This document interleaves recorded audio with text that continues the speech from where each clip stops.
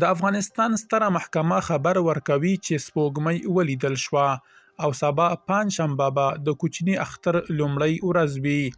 بشپړ جزئیات په ویډیو کې تر پایه وګورئ. پتمنو لیدونکو ستړي مه شئ.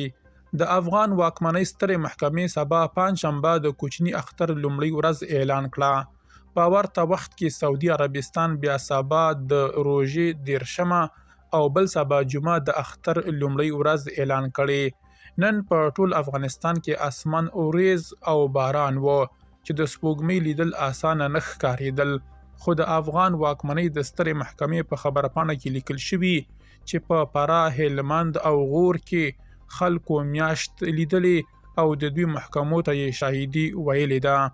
د بیلابیلو هیوادونو ترمنځ د اختر د نیټې په اعلان کې دا توپیر هر کال لیدل کیږي چې لامل د سپوږمۍ د لیدلو د طریقو او جغرافیایي موقعیتونو اختلاف بلل کیږي. له همدې امله خلک هڅول کیږي چې د خپل هیواد له رسمي اعلان سره سم د اختر مراسم ترسره کړي. درنو لیدونکو له ملتیا مو مننه.